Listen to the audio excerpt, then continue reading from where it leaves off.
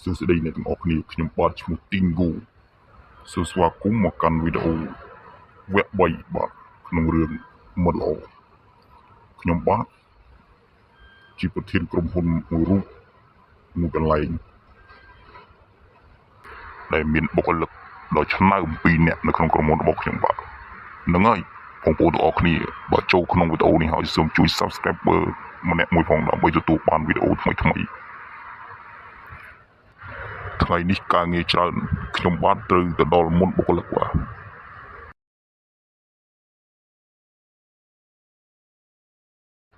ហើយនេះគឺជាក្រុមហ៊ុនរបស់ខ្ញុំ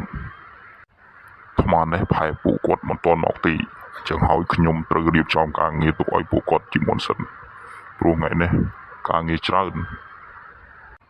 ទម្រាំពួកគាត់មកខ្ញុំរៀបចំឯកសារឲ្យពួកគាត់ធ្វើហើយការងារនឹងបានលឿនប្រសើរក្រៅពីនេះទៅមានអារម្មណ៍ស្រស់ស្រាយតែម្ដងយកមិញឬមេទេមកថាការងារច្រើនអ្នកនេះត្រូវរៀបចំឲ្យលឿនតិចប្រហែលគាត់ទៅដល់មុនហើយមកទៅព្រៃរត់តែសម្លាញ់ទីសិនណាអូអាសម្លាញ់អាសម្លាញ់ទេមកដែរនេះឡូលឺសម្លាញ់ថ្ងៃហ្នឹងជួយរៀបចំការងារឲ្យលឿនតិចណាព្រោះថ្ងៃហ្នឹងការងារច្រើននៅមេទេមកប្រាប់ជុំហ្នឹងអូខ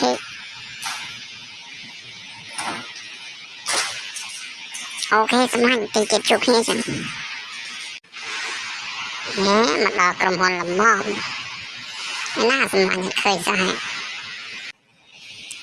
សម្លាញ់មកដល់ហើយអូណ៎ណែមកជុំគ្នាអញ្ចឹងញ៉ាំចូលក្នុងគីឡូមេវិញអីអូខេសម្លាញ់អូពួកបងប្អូនមកដល់ហើយបាទមេពួកខ្ញុំមកដល់ហើយចឹងពួកយើងមកជុំគ្នាអស់ចាហ្នឹងហើយថ្ងៃហ្នឹងការងារច្រើនហើយពួកយើងធ្វើឲ្យរួចថ្ងៃហ្នឹងណាហើយមានដំណឹងល្អមួយថាហើយស្អែកហ្នឹងជាថ្ងៃបុណ្យចឹងក្រុមហ៊ុនរបស់យើងតម្រូវឲ្យឈប់មួយថ្ងៃណា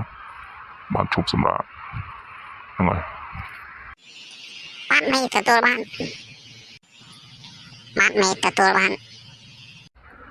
ល្អចឹងនាំគ្នាធ្វើការចឹងណាចឹងខ្ញុំមកលាអ្នកទាំងពីរសិនហើយបាទមេ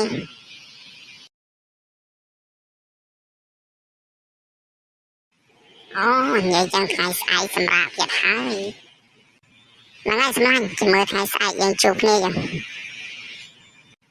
ជួបគ្នាណាកន្លែងម្ដុំសួនមានបងអង្គុយហ្នឹងហើយសម្លាញ់ចឹងយើងធ្វើការរៀងខ្លួនណាអូខេ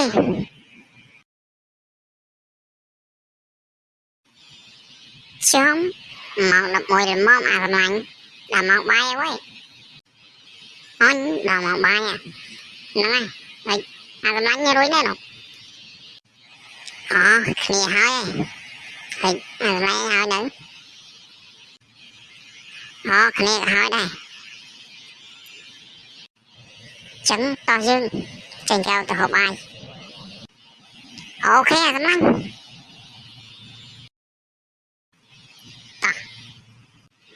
តោះចឹងមកដល់ក្រៅហូបបាយរួចហើយដល់ម៉ោងចូលធ្វើការវិញហើយនិយាយទៅសម្លាញ់ចាំល្ងាចចំណាត់ជួបគ្នានៅកន្លែងសួនមួយដែលមានកន្លែងអង្គុយហ្នឹងណាអូខេសម្លាញ់ចាំល្ងាចចាំជួបគ្នាចេះចឹងដល់ម៉ោងធ្វើការយើងតោះយើងចូលក្នុងអីអូខេសម្លាញ់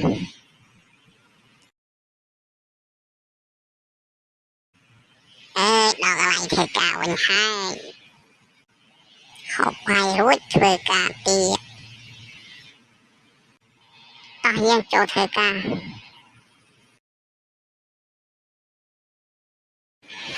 អញស្លាញ់ដល់មកល្មមខ្ញុំដល់មកផ្ទះល្មមហ្នឹងហើយចាំយើងទៅជួបគ្នានៅខាងក្រៅចា